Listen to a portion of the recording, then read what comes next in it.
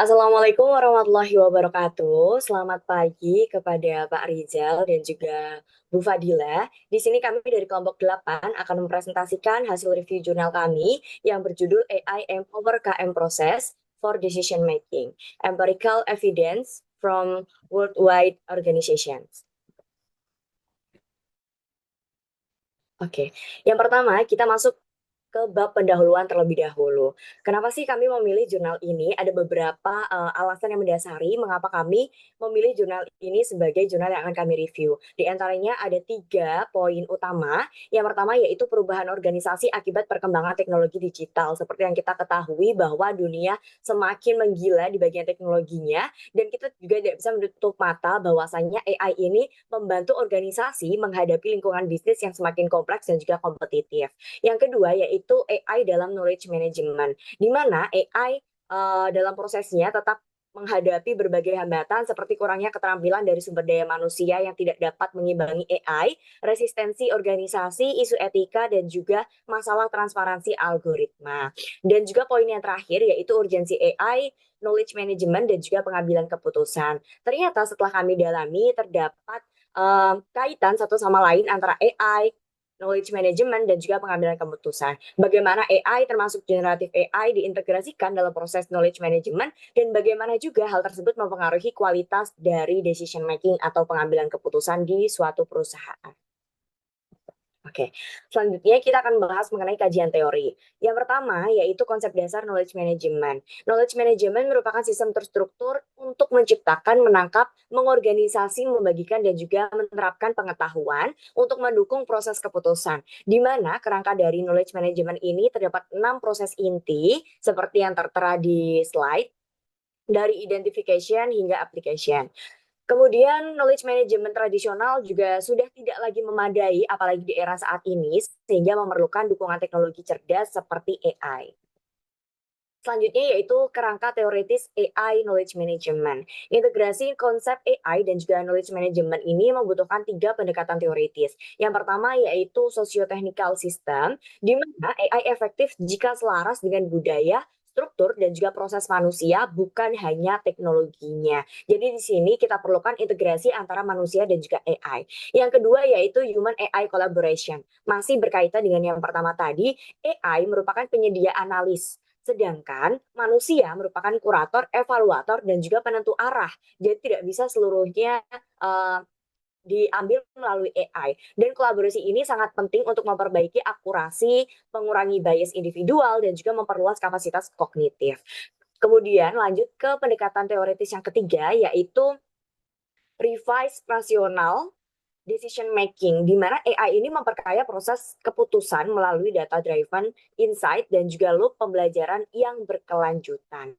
Ketiga teori ini menjelaskan bahwa AI bukan pengganti, melainkan partner intelektual dalam pengambilan keputusan. Oke, untuk selanjutnya yaitu future direction dari AI mengubah KM dari proses manual menjadi sistem lebih adaptif, cepat, dan presisi. Di mana tadi ada 6 poin utama, di mana ada identification, acquisition, creation, storage, sharing, dan application.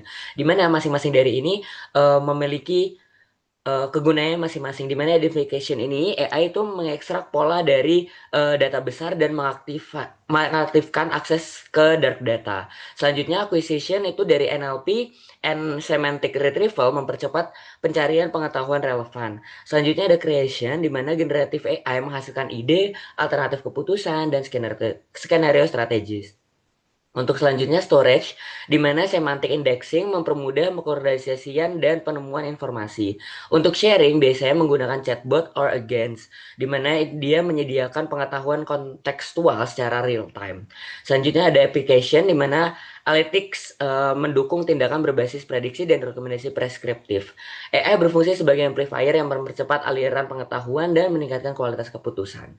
Next. Nah, selanjutnya ada gap penelitian yang diisi di mana ada dua. Yang pertama itu studi sebelumnya memisahkan proses KM yang mana tidak ada model holistik. Selanjutnya ada minim penelitian empiris yaitu lintas industri mengenai AI dan KM. Selanjutnya ada kontribusi utama. Yang pertama itu menyajikan kerangka integratif AI yang memetakan pengaruh ke seluruh 6 proses KM. menawarkan bukti empiris dari 52 organisasi global yang memperkuat klaim teoritis, selanjutnya menjelaskan mekanisme kolaborasi manusia dengan AI secara konkret bukan abstrak. Selanjutnya menyediakan dasar teoretis untuk model keputusan modern berbasis AI. Selanjutnya ada faktor adopsi AI dalam KM.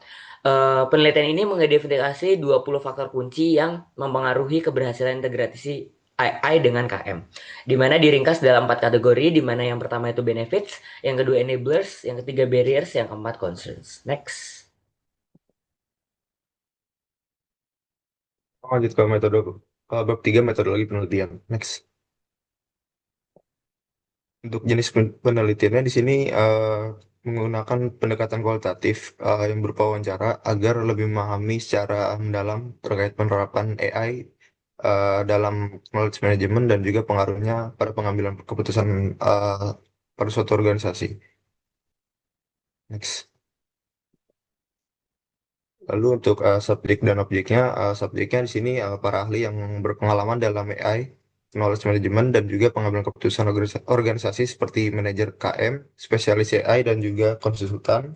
Dan untuk objek penelitian ini mencakup seluruh proses knowledge management, mulai dari identifikasi hingga pemanfaatan pengetahuan. Next. Lalu di sini ada diagram alirnya. Yang pertama ini tentukan masalah dan juga tujuannya. Nah, jadi yang pertama ini eh, menentukan masalah penelitian dulu. Jadi gimana AI ini diterapkan dalam proses knowledge management dan pengaruhnya terhadap pengambilan keputusan organisasi. Lalu eh, ada pengumpulan data primer. Nah, di sini eh, pengumpulan data primer ini melalui para ahli dan juga praktisi melalui wawancara semi terstruktur dan wawancaranya ini dilakukan secara daring. Lalu ada eh, uji coba instrumen. Nah, uji coba instrumen ini dilakukan untuk lebih memastikan pertanyaannya lebih jelas dan sesuai dengan kebutuhan penelitian. Mungkin bisa di next dulu. Nah, lalu ada analisis analisis data di sini. Peneliti ini melakukan 3 tahap analisis. Ada tahap awal, tahap lanjutan, dan juga tahap akhir. Nah, pada tahap awal ini, setiap peneliti ini mengkode transkrip melalui individual untuk menghasilkan kode awal. Lalu di tahap lanjutan, kode-kode tersebut ini dikelompokkan menjadi kategori, lalu dikembangkan menjadi tema untuk menentukan pola utama. Dan di tahap akhir ini, peneliti menyusun model yang sudah dijelaskan bagaimana pengguna AI eh, dalam proses knowledge management yang berpengaruh terhadap pengambilan keputusan organisasi. Next. Nah, berikut adalah tabel dari wawancaranya. Next. Oke, untuk interpretasi hasilnya, jadi di tahap ini tuh peneliti eh, menguraikan hasil dari analisis untuk melihat gimana AI ini diimplementasikan dalam knowledge management, faktor pendukung dan penghambatnya. Lalu yang terakhir ini ada penyusunan kesimpulan dan juga saran. Untuk menyusun kesimpulan berdasarkan temuan dan juga penelitian dan memberikan saran yang bisa digunakan oleh organisasi ataupun penelitian selanjutnya. Next. Baik, selanjutnya untuk bab 4 bisa di next dulu. Oke, pada bagian ini saya akan menjelaskan bagian di mana AI diadopsi dalam seluruh tahapan knowledge management. Untuk yang pertama sendiri, pada tahap identification, AI membantu organisasi mengolah data besar untuk menemukan pola, isu, dan kebutuhan informasi yang sebelumnya sulit terdeteksi secara manual. Selanjutnya, pada acquisition, AI seperti text mining dan NLP mempercepat pengumpulan pengetahuan dari dokumen pelanggan hingga publikasi ilmiah sendiri. Selanjutnya pada tahap creation, AI berperan sebagai mitra kreatif yang mampu memberikan ide baru, alternatif solusi, dan simulasi skenario. Selanjutnya pada tahap storage, AI membantu mengorganisir repositori pengetahuan melalui klasifikasi otomatis dan pencarian semantik, sehingga informasi lebih mudah ditemukan. Dan untuk di tahap sharing, AI memfasilitasi distribusi pengetahuan secara real time, misalnya melalui chatbot internal atau sistem rekomendasi lainnya. Boleh di next? Nah, baik. Untuk selanjutnya, terdapat 4 kategori faktor yang memengaruhi adopsi AI dalam knowledge management.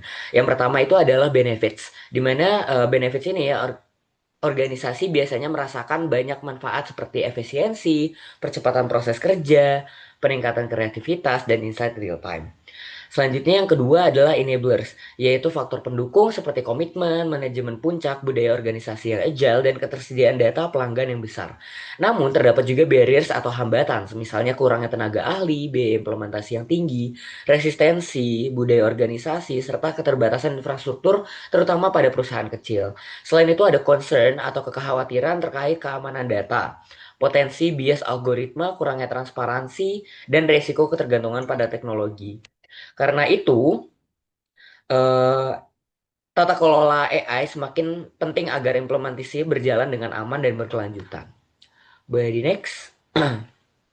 Oke, selanjutnya dari penilaian ini, AI terbukti memiliki dampak signifikan terhadap pengambilan keputusan organisasi, di mana AI mempercepat dan meningkatkan kualitas keputusan melalui prediktif dan preskriptif analytics. Dengan kata lain, AI tidak hanya memprediksi apa yang mungkin terjadi, tetapi juga menyarankan tindakan terbaik yang dapat diambil. Model rasional pengambilan keputusan yang direvisi menunjukkan bahwa ketika AI diintegrasi dalam KM, proses pengambilan keputusan menjadi lebih sistematis, melibatkan 6 langkah dan diakhiri dengan feedback loop untuk memperbarui knowledge base organisasinya.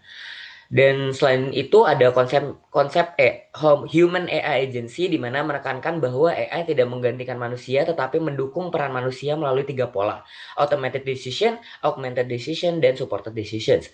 Manusia tetap menjadi pengambil keputusan strategis dan penilaian akhir kualitas keluaran AI itu sendiri. Selanjutnya ada pendekatan sosio-teknikal, juga menegaskan bahwa keberhasilan penggunaan AI tidak hanya bergantung pada teknologi tetapi juga pada adaptasi proses kerja dan manajemen perubahan itu sendiri. Next. Oke, selanjutnya itu kita masuk pada bagian kesimpulan AI and decision making serta knowledge management. Yang pertama yaitu kesimpulan bahwasannya penerapan AI dalam knowledge management terbukti meningkatkan efektivitas pengambilan keputusan dengan mempercepat, memperkuat, dan juga memperluas pengelolaan pengetahuan di setiap tahap proses knowledge management. Yang pastinya AI ini mempermudah dalam berbagai proses knowledge management dan juga decision making. AI juga tidak menggantikan peran manusia, tetapi seharusnya AI berkolaborasi dengan manusia, bekerja secara kolaboratif melalui augmented dan juga supported decision making yang tadi juga sudah dijelaskan oleh Rangga di depan. Keberhasilan integrasi AI sangat bergantung pada kesiapan teknologi, kompetensi sumber daya manusia pastinya, budaya organisasi, dan juga tata kelola etis yang diterapkan di suatu entitas atau di perusahaan. Nah, selanjutnya ada beberapa saran yang dapat kami berikan berkembang melalui AI. Yang pertama yaitu penguatan kompetensi SDM. Karena AI itu fungsinya hanya membantu, tidak menggantikan manusia. Dan sudah semestinya bahwa manusia mengimbangi pola dari kolaborasi AI ini sendiri. Yang kedua yaitu penerapan tata kelola AI yang etis. Karena AI pastinya tidak memiliki perasaan, jadi disinilah manusia berperan untuk tetap menggunakan AI dalam kondisi yang etis atau dalam budaya yang seharusnya. Yang selanjutnya yaitu kolaborasi manusia AI yang seimbang. Kembali lagi kami tegaskan bahwasanya AI bukanlah pengganti manusia, melainkan sesuatu yang pastinya dapat digunakan untuk membantu proses kegiatan manusia, di sini dalam konteks knowledge management dan juga decision making. Oke, kurang lebihnya dari kami. Terima kasih Bapak Ibu yang sudah mendengarkan dan kami persilakan untuk feedbacknya. Dan terakhir untuk anggota kami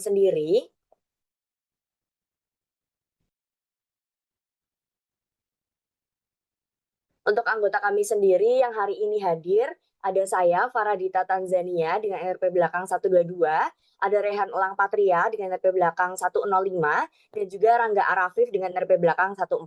3 anggota yang hadir. Sekian, terima kasih. Kurang lebihnya mohon maaf. Wassalamualaikum warahmatullahi wabarakatuh.